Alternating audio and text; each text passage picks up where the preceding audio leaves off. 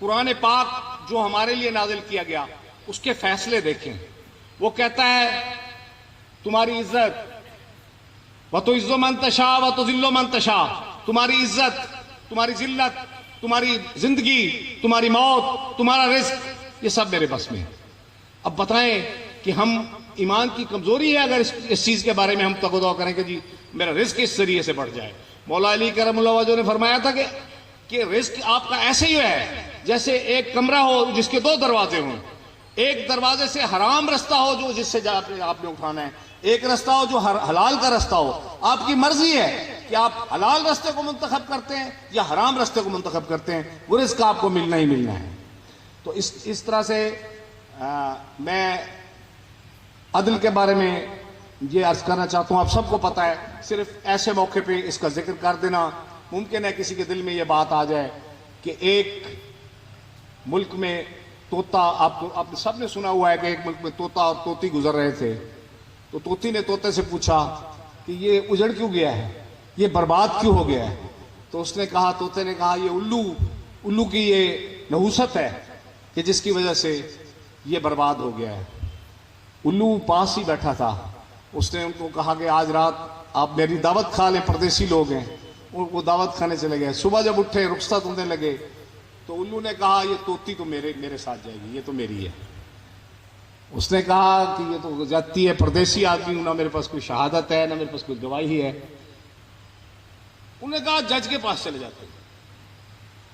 तो वो जज के पास गए तो जज साहब ने, क्योंकि वो परदेसी आदमी था, ना उसके पास कोई शहादत थी ना उसके पास वो आर्गुमेंट्स भी मजबूत थे उसके, तो जज साहब ने फैसला दे दिया कि ये जो तोती है ये उल्लू की मिल्कियत है। तोता बेचारा बाहर निकलने लगा तो उल्लू ने उसको रोका। उसने कहा ये अपनी बीवी लेते जाओ, लेकिन मैंने आपको सिर्फ ये बताना था कि मुल्क उल्लू की वजह से नहीं उजड़ते, ना इंसाफी की वजह से उजड़ते हैं।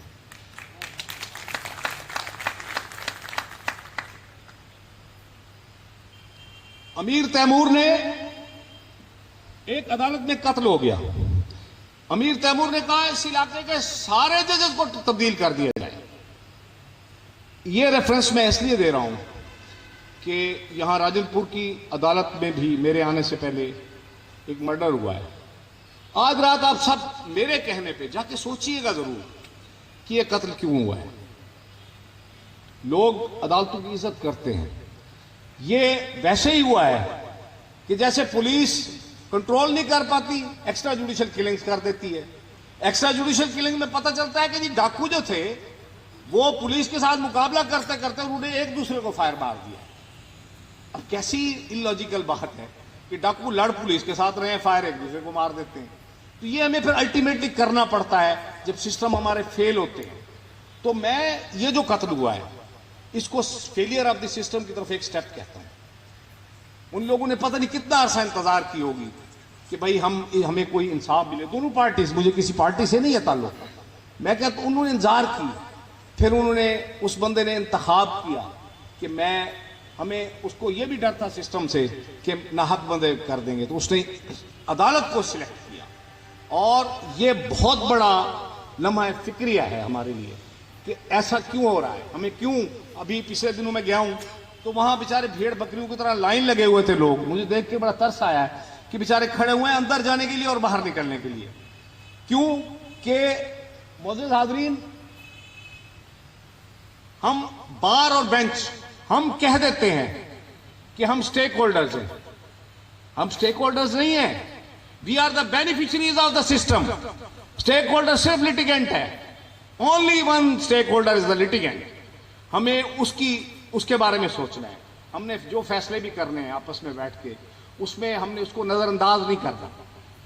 तो हम करते ही हैं कि हम कहते हैं कि बार और बेंच की फलाह के लिए काम करें। जरूरी है, बार की फलाह जरूरी है, बेंच की फलाह भी जरूरी है, लेकिन काम हम वो उसके लिए कर रहे हैं कि जिसके टुकड़ों पे कम से कम मेरे बच्चे पल रहे हैं। वो टैक्स देता है और मेरे बच्चों को तनख्वाह मिलती है। वो अदालत में आता है, उसको जगह नहीं मिलती। मेरे प्यारे दोस्त डिप्टी कमिश्नर साहब मौजूद हैं। मैं आज शायद मुझे बात भूल ना जाए, मैं इसी मौके का फायदा उठाता हूं मैंने देखा है नादरा का दफ्तर, ये रोड पे मौजूद है। मैंने देखा है ये जो कंप्यूटर सेंटर्स हैं, आप डिप्टी कमिश्नर साहब से मैं गुजारिश करता हूं कभी जाएं, वहां पर आप देखिए कि लोग कैसे खड़े हुए हैं।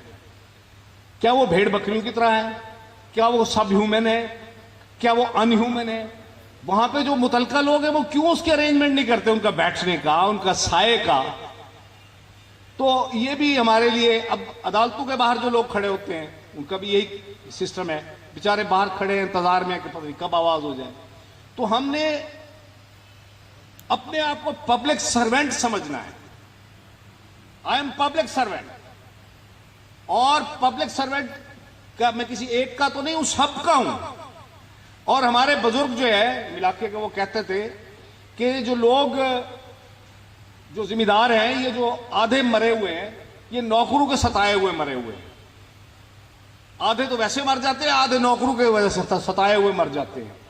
तो ये जो सिस्टम हमारा डूब रहा है, ये हम नौकरों की वजह से। We who are public servants, हम नौकर, अपने आप को नौकर नहीं समझते पब्लिक का।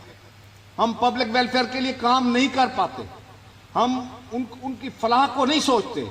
हम एसी वाले कमरे के अंदर बैठ के लोगों को भेड़ बकरी तस्वर करते हैं। ये हमारे कसूर हैं, जो किसी वक्त पे इनकलाब फ्रांस की तरह का कोई काम ना हो जाए। इनकलाब फ्रांस में क्या हुआ था? उन्होंने कहा रोटी नहीं है तो आप वो खा लें, डबल रोटी खा लें। फिर क्या हुआ? फिर कोई नहीं बचता। फिर क्या हुआ? इनकलाब फ्रांस आ गया। एक धोबी को, एक नाई को, एक कसाई को उनको जज बना दिया गया। उन्होंने कहा जी ये इब्राहिम असगर, ये है मुलजिम, आप पे इल्जाम ये है कि आपके पास एक गाड़ी है, 10 कनाल का फलां जगह घर है, आपके घर में एसी है, आपकी 2 करोड़ रुपया बैंक बैलेंस है। उन्होंने कहा ठीक है जी, ये जुर्म काफी है आपका, इसका सर कलम कर दो। फिर अल्टीमेटली ये जुर्म करार पाते हैं। सोसाइटियां इस तरह से डूबती हैं। एक मुझे याद बातें आ रही हैं, एक जज साहब थे इंग्लैंड में, उनके खिलाफ डिसऑनेस्टी का केस चला। तो वो सिस्टम की जो भी था, वो डिसऑनेस्टी प्रूव ना हुई। He got the benefit of doubt. वो रात को घर चला गया, सो गया।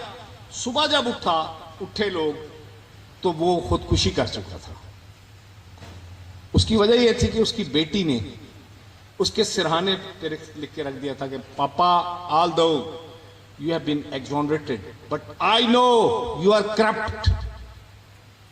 उसने, जज ने ये जब पढ़ा तो ही कमिटेड सुइसाइड। तो वो सोसाइटीज जो इस अंदाज से ग्रो करती हैं, वो societies in the long run कामयाब होती हैं।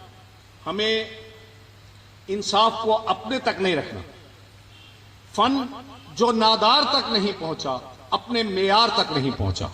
वो जो मैंने बात एसपी इन्वेस्टिगेशन साहब से की है, शायद उनको बुरी लगी हो, लेकिन अब उनको एहसास हुआ होगा कि मैं सबके बारे में ये बात कह रहा हूं कि अगर गरीब तक, एक आम आदमी जो दूर जगह पे बैठा हुआ है, उसको इंसाफ मिलेगा, वो खुश होगा, तो ये इंसाफ है।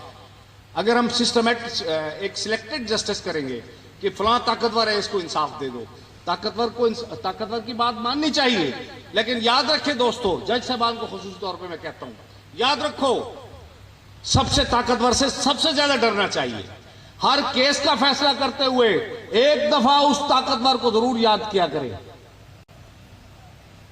कि जो अलैहिस्सलाहु बिअहकमिल हाकिमीन है, जो हाकिमों का हाकिम है, जो कहता है, वो शाकिर सुजाबादी ने कहा है कि अल्लाह ताला कहता है तेरी शाहरग तू मैं नेड़े, हां तू गोला नहीं मैं लद्दा नहीं। तूने तलाश ही नहीं किया। जो शाहरग से उसको तलाश करे, उसकी खुशनुदी हासिल करें। दुनिया वालों से भी डरना चाहिए, लेकिन उतना ही डरना चाहिए जिनकी उनका मकाम है। हर केस का फैसला करते हुए मेरी आज से ये इल्तिजा है दोस्तों से कि एक दफा खुदा को याद कर लिया करें जरूर। तो उससे मेरा जो यहां पे ट्रांसफर हुआ है, मैं अपने अंदाज से उसको सोचता हूं। मैं इससे पहले हजरत बाबा फरीद के इलाके में इतने ही फासले पे, इतनी ही समत पे वहां मौजूद था। तो मैं ये समझता हूं कि मुझे अल्लाह ताला ने एक दरवेश से दूसरे दरवेश के पास भेजा है। ये धरती ख्वाजा गुलाम फरीद की धरती है, ये अमन आश्ती की धरती है। ख्वाजा साहब हमारे नवाब बहावलपुर के पीर भी थे। एक दफा नवाब बहावलपुर अपने किसी मुलाजिम के साथ नाराज हो गए, उसको मुल्क बदर कर दिया। तो सब देर तो नहीं हो रही, मुल्क बदर कर दिया। वो ख्वाजा साहब के पास आ गया। ख्वाजा साहब ने खत लिखा, कहते हैं तारीख में सबसे जामे, मुख्तसर और अलकाब के बगैर वो खत था, क्योंकि सदर साहब का नाम भी सादिक है, तो इसलिए ये एक उनमें रिजेंबलेंस है कि उनका नाम भी सादिक था। तो ख्वाजा साहब ने लिखा कि सादिक जेर बण जबर न बण मता पेश पोगी। आपकी मर्जी है, आपके बस में है, मेरी मर्जी है, मेरे बस में है कि जो लोग भी मेरे नीचे आते हैं मैं उनको कुचल दूं, जितना रगड़ सकूं रगड़ दूं, मैं जेर बन जाऊं या मैं जबर बन जाऊं, लेकिन पेश ऊपर से पड़ती है। यह है दरवेशों की बातें, यह है आरिफ लोगों की बातें। अल्लामा इकबाल ने फरमाया कि दरदश्ते जुनून मन जिब्रील ज़बू सैदे यज़दाब कमन दावर ए हिम्मत मर्दाना। तो हमें हिम्मत मर्दाना के साथ मसाइब मुश्किलात इनका मुकाबला करना चाहिए। एक दफ़ा फिर मैं बार का तहे दिल से शुक्रिया अदा करते हुए आपको आखिर में अहमद नदीम कासमी की एक नज़्म जरूर सुनाऊंगा। पंजाबी जबान में है।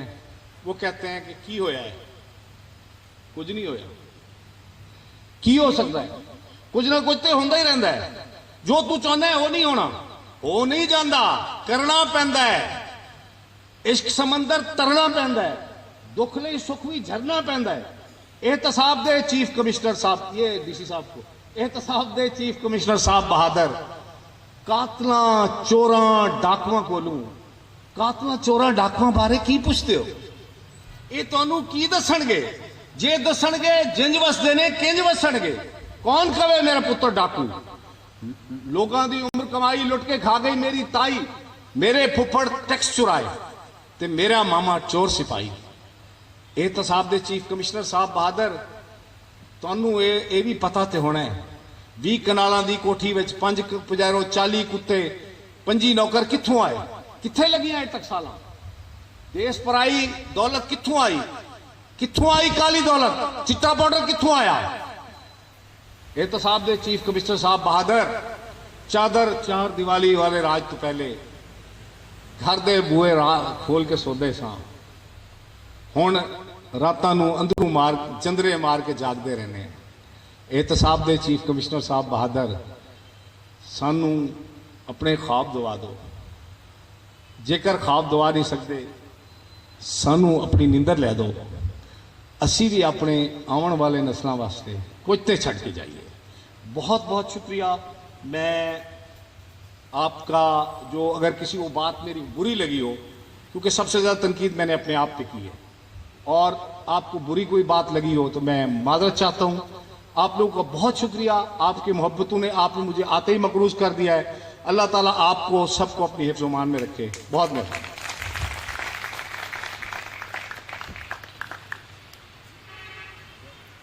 एक मिनट ठहर जाएंगी, जरा डीसी साहब का सालगिरह मनाएं।